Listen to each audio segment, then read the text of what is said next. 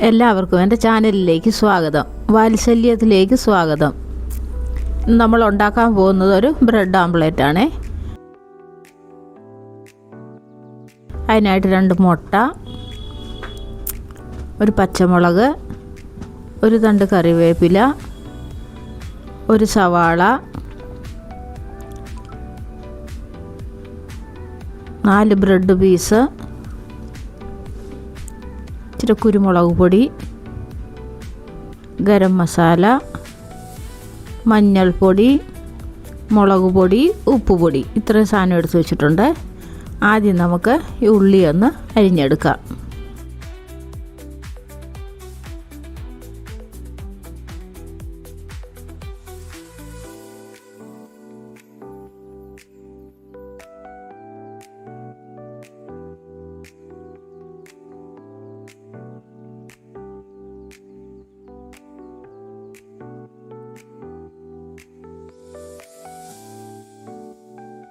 ഉള്ളിയും പച്ചമുളകും കരിയാപ്പിലയും എല്ലാം അരിഞ്ഞെടുത്തിട്ടുണ്ട്. ഇനി നമുക്ക് ആവശ്യത്തിനുള്ള ഉള്ളി ഒരു പാത്രത്തിലോട്ട് ഇട്ട് കൊടുക്കാം. അതിൻ്റെ കൂടെ പച്ചമുളക്, പിന്നെ കരിവേപ്പില അരിഞ്ഞത് ഇത്രയിട്ട് നമുക്ക് അതിൻ്റെ കൂട്ടത്തിൽ തന്നെ ഉപ്പ്, മുളക് പൊടി,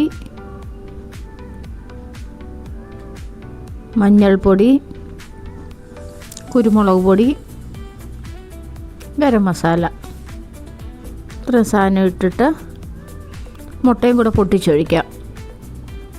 2 മുട്ട.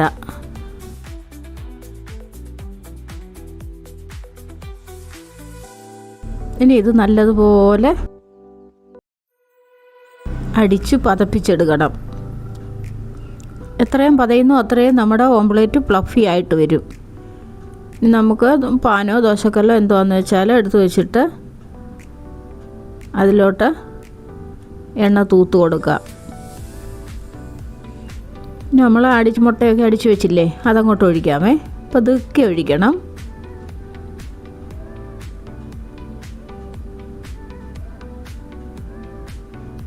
ഇനി നമ്മൾ എടുത്ത് വെച്ച ബ്രെഡ് ഇതുപോലെ ഉണങ്ങുന്നതിന് മുമ്പേ ചെയ്യണം, അല്ലെങ്കിൽ അതേ മേളത്തെ ബ്രെഡിൽ പറ്റി പിടിക്കത്തില്ല.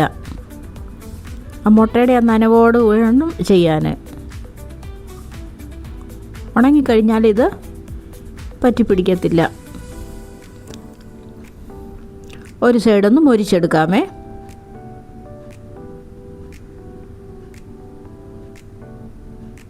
അതിൻ്റെ മുകളിലോട്ട് നമുക്ക് ഇച്ചിരി കുരുമുളക് പൊടി ഇട്ട് കൊടുക്കാം.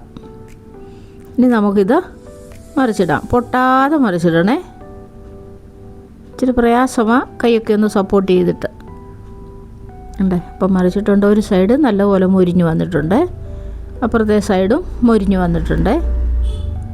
ഇനി നമുക്കിത് ഒന്ന് മടക്കി വെച്ചിട്ട് ഒരു ഷേപ്പ് കൊടുത്ത് കഴിക്കാവുന്ന പരുവത്തിന് കട്ട് ചെയ്തെടുക്കാം.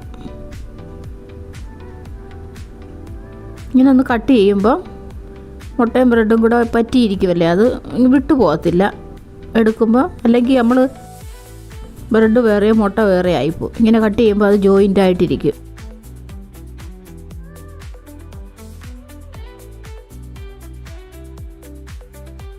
നമുക്ക് ഒരു പാത്രത്തിലോട്ട് എടുക്കാമേ.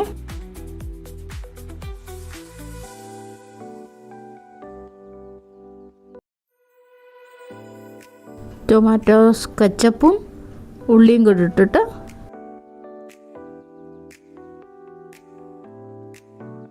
എല്ലാവരും ഉണ്ടാക്കി നോക്കണേ.